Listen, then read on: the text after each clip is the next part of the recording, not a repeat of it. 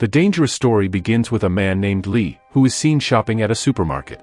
He buys a lot of fruits and heads straight to a field where his son Marcus has a baseball match today. Lee's wife Evelyn and their other children are also present there. Lee notices that his oldest friend Ahmed has also come with his kids, and he is cheering for Marcus. Gradually, the match begins, and Marcus seems quite nervous from the start. The ball is coming at him so fast that he keeps missing it. But then Evelyn calms him down and tells him to stay focused. After that, Marcus is finally able to concentrate on his game. Meanwhile, Lee's friend Ahmed is listening to something on his radio because he has a habit of keeping track of live events. Everything seems completely normal, until Lee notices something falling rapidly from the sky. It's coming down at an alarming speed, heading straight toward the ground. Everyone begins to panic after seeing this, and the entire field is quickly evacuated. No one knows what that mysterious thing falling from the sky is. For now, everyone assumes it's a threat and rushes to clear the area. People start trying to hide in their homes. Lee tells his wife Evelyn to take the kids and head home. He himself goes aside to get the car, and his eldest daughter Reagan goes with him. She loves her father very much and doesn't want to leave him alone in this critical situation, so she goes with him to get the car. In all this chaos, they manage to find the car. But when Lee gets out to ask a police officer what's happening, the officer is just as clueless. Suddenly, a terrifying creature comes running and crashes into the police car. These creatures are so massive and dangerous that they destroy everything in their path. They have already killed several people. Seeing this, Lee quickly grabs Reagan and gets into the car with her. He tries to start the car as fast as he can, but unfortunately, it won't start. The monstrous creatures continue to wreak havoc wherever they go, and Lee is completely trapped. He doesn't know how to protect his daughter. Meanwhile, we see Evelyn with the other kids heading home, but the same dangerous creatures appear right in front of her as well. They are flipping and smashing cars along the way. When Evelyn saw the creature, she immediately turned her car around to escape. Fortunately, since she had already put the car in reverse, she narrowly avoided the aliens' attack. But sadly, just a short distance away, the car meets with an accident and becomes unusable. This puts Evelyn and her children's lives in danger. These creatures were much larger than humans and had sharp claws, which they used to kill anyone who came in their path. Chaos had broken out all over the city. For the time being, Lee takes his daughter Reagan into a shop to protect her. There, he finds that many people, like him, have taken shelter inside to save their lives. Lee tells Reagan to stay absolutely quiet and warns everyone not to make any noise, as the terrifying creature was right outside and approaching after hearing sounds. As the creature enters the shop, suddenly, a woman's mobile phone starts ringing. Hearing the ringtone, the creature goes wild and launches a brutal attack. Everyone starts running in panic to save their lives. Lee grabs Reagan and escapes the shop, running in the opposite direction. But the noise they made catches the creature's attention, and it starts chasing them. Not far from there, Evelyn and Marcus are shown hiding behind a police car. Lee brings Reagan to that location, but the creature is right behind them. Just then, a police officer arrives and pulls out his shotgun, firing multiple rounds at the creature. Unfortunately, the shots do little damage. Sensing the officer's voice, the creature leaps onto him and brutally kills him. The screen then fades to black. We are then shown a scene set some time later. Evelyn is now in an apartment with her daughter Reagan and her son Marcus. Evelyn has recently given birth to a baby.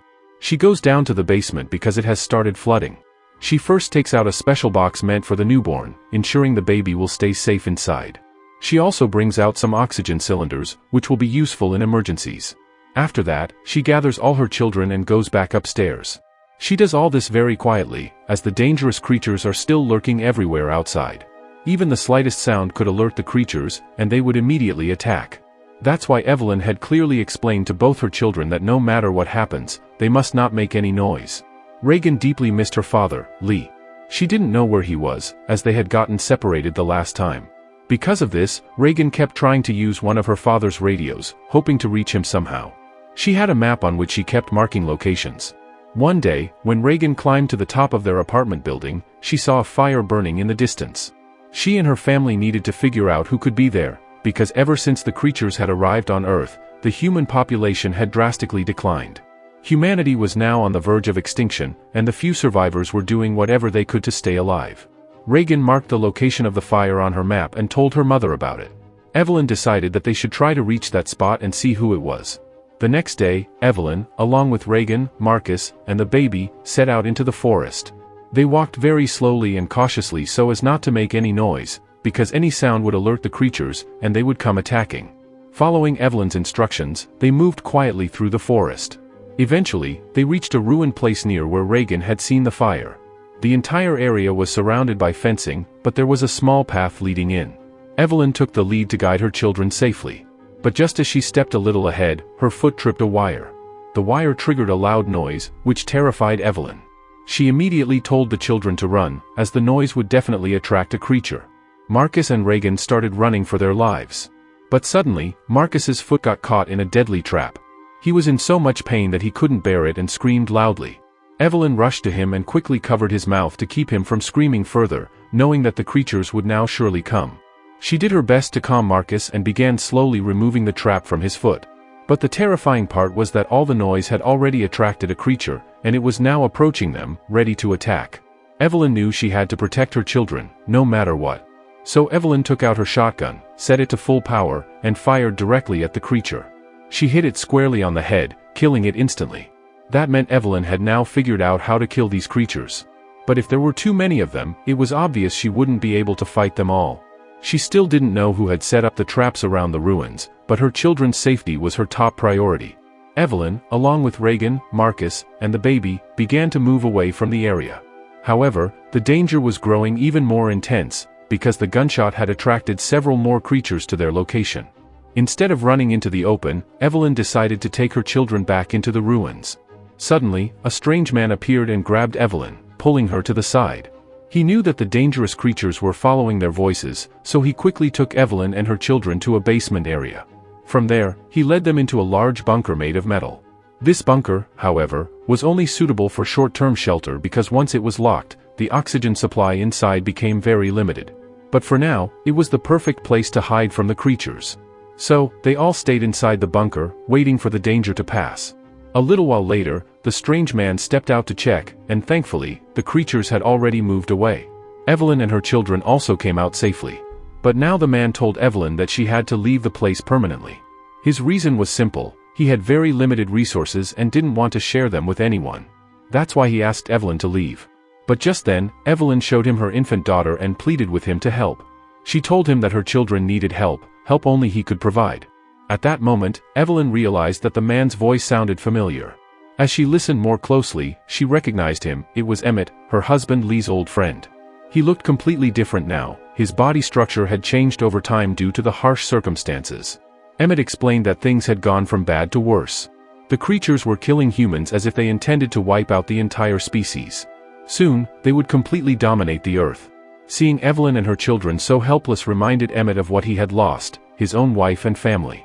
So, he agreed to let them stay, though he warned they would have to use the available resources very carefully. For now, Marcus was badly injured, his leg was seriously hurt. So Emmett gave Evelyn some medicine so she could treat Marcus inside the bunker. Evelyn shut the door because applying the medicine would cause Marcus a lot of pain, and if he screamed, the sound wouldn't escape outside. She began treating his wound while Marcus cried out in pain. After some time, he fell into a semi-conscious state, but the good news was that his wound had begun to heal. To help Marcus stay distracted and not focus on his injury, Evelyn gave him some headphones and connected them to the radio. Soon, Marcus heard something unusual, a strange type of signal playing songs. When he played it for his mother, Evelyn was shocked too. She said, "There must be some meaning behind this song." That's when Emmett explained that this same song had been playing on that signal for the past 4 months. He had tried to figure out what it meant but hadn't succeeded. Emmett believed that no other humans were left on Earth. The creatures had killed everyone. Although Evelyn still hoped that her father and husband were alive, Emmett bluntly told her not to hang on to false hope. This was reality, not some imaginary movie. Hearing Emmett's words, Evelyn began to accept the painful truth, that her husband and father were probably no more. With night approaching, everyone settled down to sleep. Emmett had clearly warned them, no one was to leave the basement under any circumstances, as it could be extremely dangerous and put everyone's lives at risk. While everyone was asleep, Reagan suddenly woke Marcus up. Marcus got frightened at first, thinking a creature had come, but Reagan reassured him. They sat in the bunker, talking in sign language. Reagan then revealed something shocking. She believed that the signal Marcus had heard wasn't just a song, but a coded message. This could mean that someone was still alive and sending it intentionally. Reagan had a plan. She wanted to go to the broadcasting area from where the signal was being transmitted and amplify the signal to try to find her father. She told Marcus that they should go there, but Marcus wasn't interested. He was still in pain from his injury and refused, going back to sleep. But Reagan wasn't the type to sit quietly. So, as soon as morning came, she set off on her own, without telling anyone. Reagan had to reach the broadcasting station at any cost, the same place from where those radio signals were being received. She packed a few essential items and quietly started making her way through the forested area. Meanwhile, when Evelyn discovered the shocking truth that her daughter had gone outside on her own, she became extremely worried and started crying. She had no idea how she would rescue Reagan. Evelyn pleaded with Emmett, begging him to save her daughter, saying, "She's so delicate, she won't be able to handle this." Emmett hesitated, unsure if he should risk going outside. But ultimately, he knew he had to save Reagan. Reagan, continuing through the forest, arrived at an abandoned train. The vicious alien creatures had completely destroyed it. She entered the train, trying to find useful supplies. Inside, she found several dead bodies of humans in horrible condition. As she searched, she discovered a first aid box. But just as she reached for it, a corpse fell onto her hand, terrifying her so much that she let out a loud scream. Reagan immediately realized the danger. Her scream would attract the creatures. And sure enough, one of the terrifying aliens had already arrived and was slowly approaching her. Fortunately, she still had her hearing device and the radio. She used them to generate a strange, high-frequency sound that disturbed the creature immensely. Seizing the opportunity, Reagan pulled out her gun and aimed for the creature's head. But her shot wasn't perfect, it only injured the creature instead of killing it. Now that it knew her exact location, it began advancing to attack her again. Reagan fumbled to reload the gun but couldn't do it fast enough. She felt like this might be the end. But right at that moment, Emmett appeared and attacked the creature from behind, killing it instantly. He saved Reagan just in time. They fled the area together, knowing the sound of the gun would attract more creatures. They moved to a safer place nearby. Once they were out of immediate danger, Emmett explained to Reagan that he had seen a boat not far from there. He suggested that after a short rest, they should head in that direction. Meanwhile, Evelyn was shown putting her baby to sleep. But a new problem had arisen. The oxygen tank was nearly empty, and that began to worry her deeply. Without oxygen, how could they possibly survive? Evelyn didn't have the answer, but she knew she had to do something, fast. On the other hand, we see Reagan waking up from her rest. But as soon as she looks around, she notices that her hearing device and radio are missing. Emmett is nowhere to be seen either. Worried, Reagan steps outside to search, convinced for a moment that Emmett had taken her equipment and abandoned her. But just then, Emmett appears from the front, holding her hearing device and radio, and hands them back to her. He explains, "We need to leave immediately. I've seen several creatures roaming around this area. The best thing we can do now is keep moving." Back at the bunker, Evelyn has stepped outside to find an oxygen cylinder. Her son Marcus quietly follows behind, but Evelyn stops him and says, "You must protect the baby. I'll return soon with the oxygen we need. I promise I'll save all of us." Marcus is terrified, but he knows he has to take responsibility. He goes back inside the bunker while Evelyn moves through the forest. Eventually, Evelyn reaches the very place where her husband Lee had died. Deep down, she knew he was no longer alive, but until now, she had clung to false hope. Now, she must finally accept the reality. Meanwhile, Reagan and Emmett have reached a cluster of boats. They try to use one to cross to the other side. Elsewhere, Marcus, tasked with protecting the baby, leaves the infant inside the bunker to search for more supplies. Evelyn, continuing her journey, arrives at a supermarket. There, she finds oxygen cylinders and some medicine. She carefully gathers the supplies and begins making her way back to the bunker, moving with extreme caution. Back to Reagan and Emmett, they find a boat, and Emmett starts untying it carefully. But suddenly, a small girl runs up to him. Emmett is confused. How could this girl still be alive? As he moves closer to check, the girl quickly wraps a rope around his neck. The rope is attached to several bottles that clatter and make loud noises. Immediately, a group of tribal-looking people appear, clearly members of the girls' group. They forcibly take Reagan's radio and hearing device. It's unclear what they plan to do with Reagan and Emmett now. Meanwhile, Marcus, who had stepped outside the bunker to find resources, spots a dead body. The sight terrifies him, and he accidentally falls down, making noise in the process. Hearing the sound, one of the creatures begins chasing him. Terrified, Marcus runs back toward the bunker as fast as he can. Marcus quickly puts the baby's box inside the container and shuts the door. But the most terrifying part was that the container's door locked automatically. That meant unless someone opened it from the outside, Marcus and the baby were trapped. This situation was extremely dangerous, especially because they didn't have any oxygen left. Meanwhile, the creature had broken into the bunker and was destroying everything inside. The sounds of destruction echoed far and wide. But soon, Evelyn also arrived at the scene and immediately realized that a deadly creature had entered their bunker. Marcus and the baby were in grave danger, and with no oxygen, things could turn fatal very quickly. Evelyn, risking her own life, fired a shot to draw the creature's attention entirely toward her. The creature immediately left the bunker and started heading straight for Evelyn. But Evelyn had already prepared a plan. She placed one of her 2 oxygen cylinders right underneath the creature, and then fired at the cylinder. A massive explosion occurred, setting the creature ablaze. But even then, it wasn't completely dead. Evelyn took advantage of the chaos and rushed into the bunker, quickly locking the door behind her. She hurried to the container to save her son and the baby. Marcus was barely alive, gasping for air. Without wasting a second, Evelyn freed both of them and gave them fresh oxygen. Meanwhile, Reagan and Emmett were shown being captured by the tribal group. The group was taking Reagan somewhere, though it wasn't clear where. At that moment, Emmett gestured to Reagan to jump into the water. Reagan did just that, pushing one of the men into the water as she leapt. Emmett then grabbed one of the tribesmen and killed him. The man's loud scream echoed through the area, attracting a deadly creature. The creature arrived quickly and began attacking the tribal members, killing several of them brutally. Everyone else fled in terror. To save his own life, Emmett also jumped into the water. The creature was still chasing him, determined to kill. Fortunately, Reagan managed to get a boat and pulled Emmett into it. Both of them narrowly escaped the creature. Emmett had also grabbed Reagan's hearing device. With everything back in place, the two began heading toward a large island using the boat. Reagan and Emmett had now reached an island. As they stepped ashore, they were shocked to discover a small village with several people living peacefully. The place looked completely safe. Emmett and Reagan quickly made their way into the village. A man named Smith welcomed them and guided them through, showing them around. Smith explained to Emmett that when the alien attacks began, they had escaped via water routes and settled on this island, a place where no creatures had reached. Smith even gave Emmett and Reagan permission to stay on the island. But for some reason, Emmett had a bad feeling. He began to think about his daughter, and feeling uneasy, he went to the water's edge. That's when he noticed something moving inside the boat they had arrived in.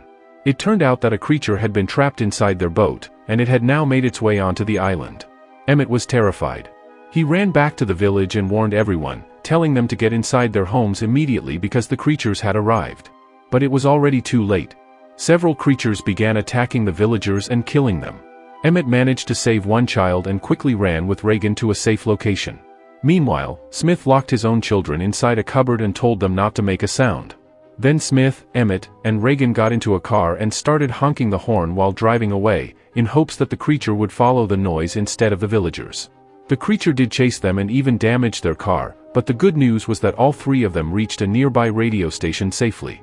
However, Smith still wanted to go back and save his children. Just then, a creature appeared behind him and dragged him away. Smith died on the spot.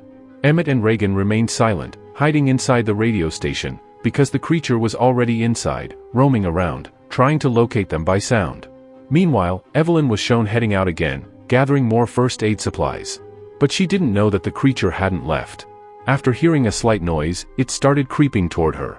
Evelyn quickly rushed inside the container to hide. Unfortunately for Evelyn, the container door wouldn't shut properly, allowing the alien to strike at them, trying to capture everyone. Evelyn and Marcus screamed in panic, trying to get the creature to leave them. Meanwhile, inside the radio station, Emmett sent Reagan into an office where the signals were being controlled. But a slight noise alerted the creature, and it started attacking Emmett, injuring him. In response, Reagan quickly pulled out her air machine and turned it on inside the radio, creating strange, disruptive sounds. These sounds caused the creature immense distress and pain. Reagan had known all along that this frequency could weaken the creatures. Now inside the radio station, she started broadcasting the sound everywhere. Back in the container, the alien had already injured Evelyn's leg, and it seemed like it would kill them all. But Reagan kept the disruptive sounds going, even going on air to spread the noise. This caused all the creatures to suffer and die. Marcus, hearing the sound through his radio, used the opportunity to shoot the creature in front of him, causing it to writhe in pain. Reagan, too, had impaled the creature with an iron rod, and this action killed the one nearby. Gradually, the sound spread throughout the city, weakening and killing every creature that heard it. And with that dangerous and climactic ending, the story concludes.